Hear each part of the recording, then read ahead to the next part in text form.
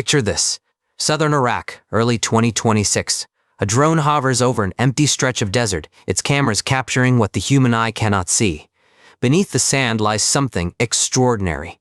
The magnetometers reveal what's hidden beneath: streets, temples, harbors, the skeleton of a 2,300-year-old metropolis, a city most people have never heard of. Until now. I'm talking about Alexandria on the Tigris. Not the famous one in Egypt, but a forgotten twin that may have been even more important for global trade. Alexander the Great founded this city himself in 324 BCE.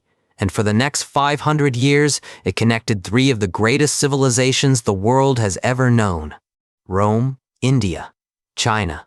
Goods from all three passed through the same harbor basins that archaeologists just mapped beneath the Iraqi desert. The ancient world was far more connected than we ever imagined. So how did we lose an entire city? And more importantly, how did technology finally bring it back? Let's go back to 324 BCE. Alexander the Great is at the height of his power. He's conquered the Persian Empire, marched to India and back, and now he's building. Not just conquering, building. Alexander founded dozens of cities across his empire, most named after himself. Alexandria in Egypt became the most famous, with its legendary library and lighthouse. But there was another Alexandria, one he built near the confluence of the Tigris and Karun rivers, less than 2 kilometers from the Persian Gulf. He chose the location personally. Alexander understood something crucial about geography. Whoever controlled this spot controlled the flow of goods between 3 continents.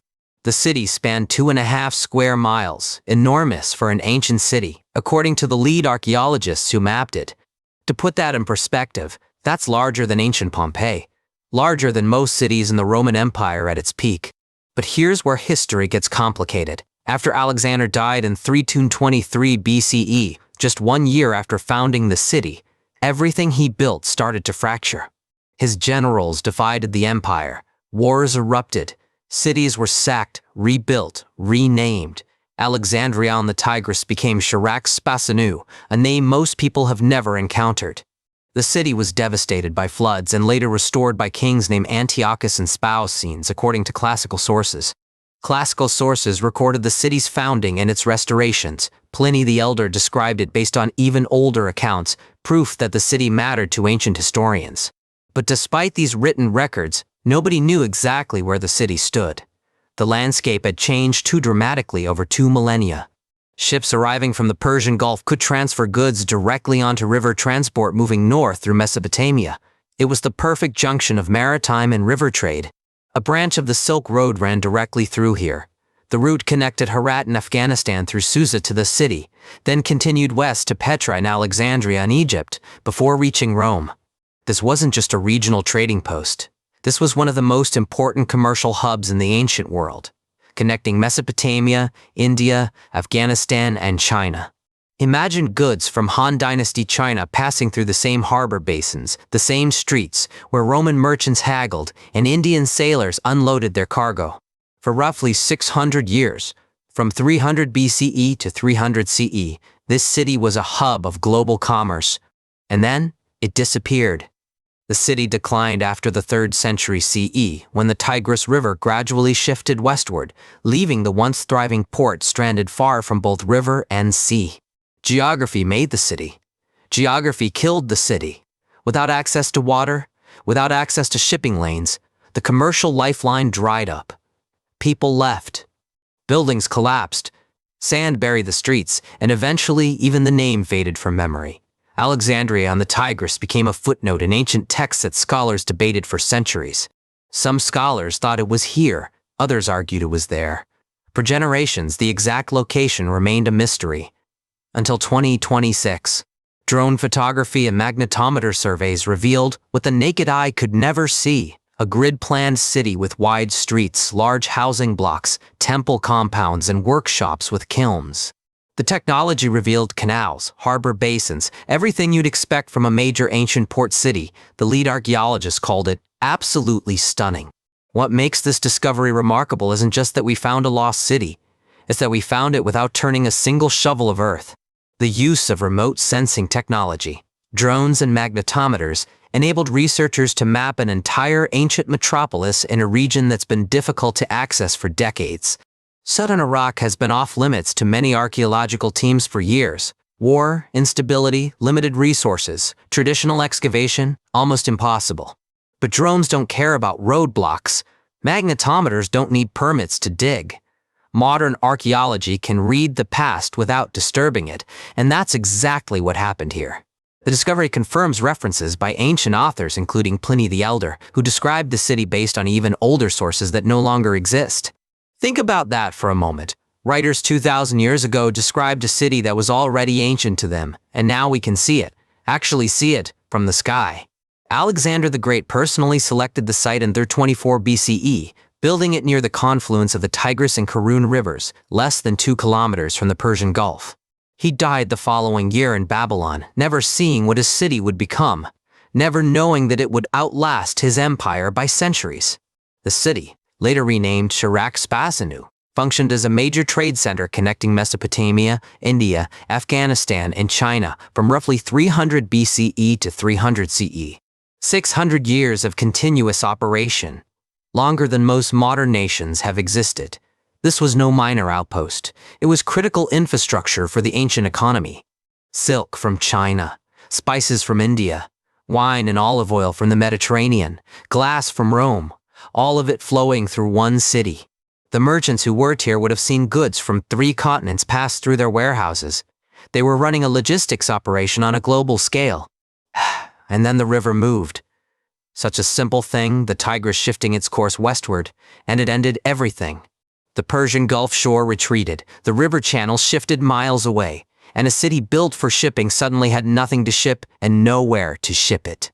There's a lesson here about geography and power. Cities rise where trade routes converge. They fall when those routes shift.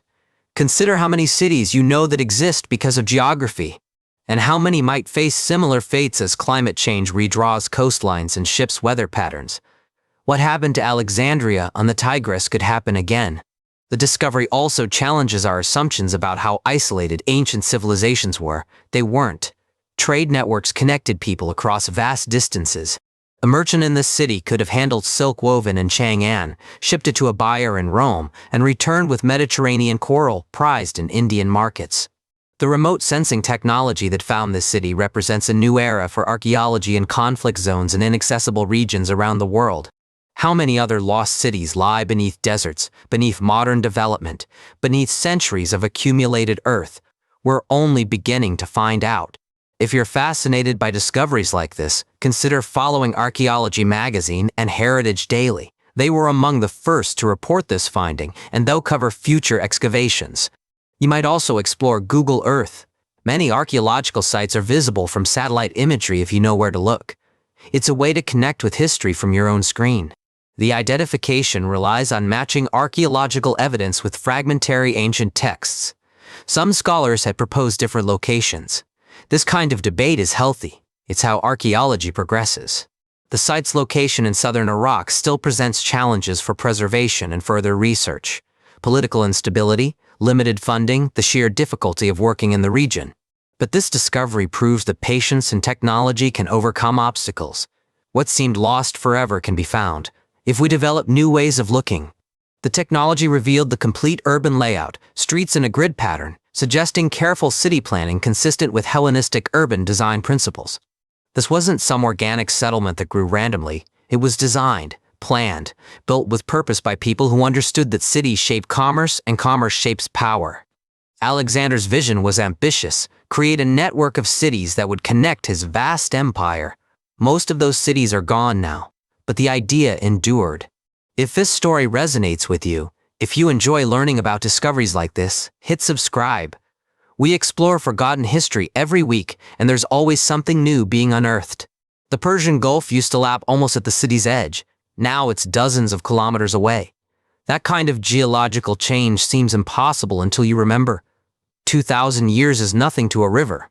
Rivers wander, coastlines migrate, and cities built for one geography find themselves stranded in another. It's happened before. It will happen again.